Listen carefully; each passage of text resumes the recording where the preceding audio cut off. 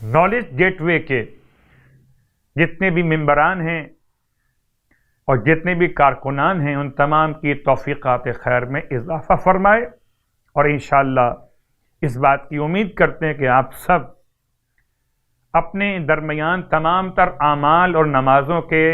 بیان کے حصول کے لیے جو انشاءاللہ ماہ شعبان کی طرح ماہ رجب کی طرح ماہ رمضان میں بھی رہیں گے، اس چینل کے ساتھ اس طرح سے کوآپریٹ کیجئے کہ آپ کے پاس خود بخود میسج پہنچ سکے۔ اس کے لیے زحمت کیجئے گا کہ سبسکرائب کا بٹن دبا دیجئے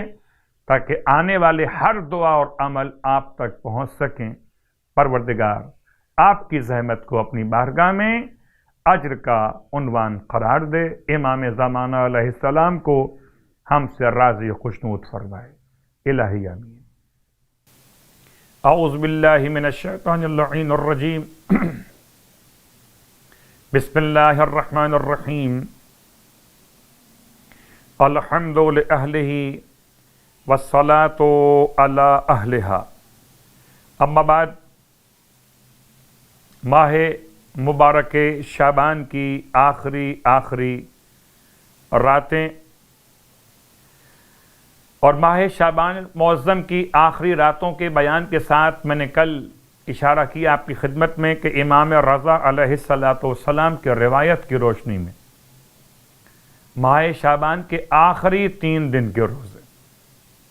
انشاءاللہ آپ نے رکھنا شروع کر دیے ہوں گے۔ ثواب حق تعالیٰ اس کے نامہ اعمال میں 60 متصل روزوں کا ثواب عطا فرمائے گا،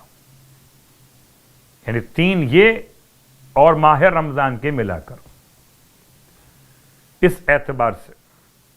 روایت میں ابا صلت حروی سے روایت کہتے ہیں کہ میں شعبان کے آخری جمعے کو امام کی خدمت میں حاضر ہوا تو امام نے مجھ سے ارشاد فرمایا، ابا صلت، شعبان کا زیادہ حصہ گزر گیا اور اس کا آخری جمعہ بھی آ پہنچا، لہذا اس کے گزشتہ دنوں میں تجھ سے جو کوتاہیاں ہوئی ہیں ان کی تجھے تلافی کر لینا چاہیے اور تجھے وہ اعمال کرنے چاہیے جو تمہارے لیے مفید ثابت ہوں۔ تلاوت قرآن، بہت زیادہ دعا اور استغفار کرنا چاہیے، پھر خدا کی بارگاہ میں اپنی گناہوں پر توبہ کرو تاکہ جب ماہ مبارک رمضان آ جائے تو تم نے اس وقت تک اپنے آپ کو خدا کے لیے خالص اور مخلص کر لیا ہو، خالص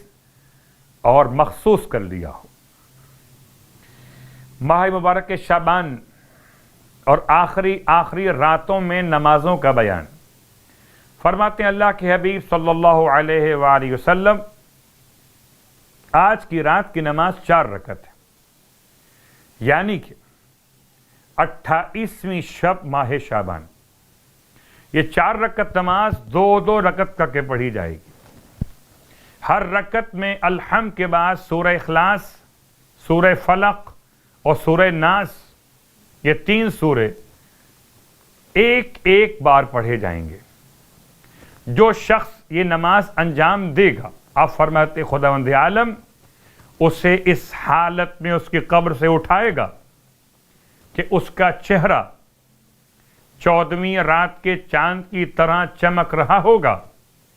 اور خداوند عالم قیامت کے خوف اور ہراس کو اس سے دور فرما دے گا۔ ارشاد فرماتے ہیں اللہ کے حبیب صلی اللہ علیہ وآلہ وسلم کہ جو شخص ماہ شعبان کے 28 روزے مکمل کرے اس کا چہرہ درخشاں ہوگا اور اس کے چہرے سے نور برسے گا۔ خدا ہم سب کو ماہ مبارک شعبان کے صیام اور قیام کی توفیق عطا فرمائے، الہی آمین۔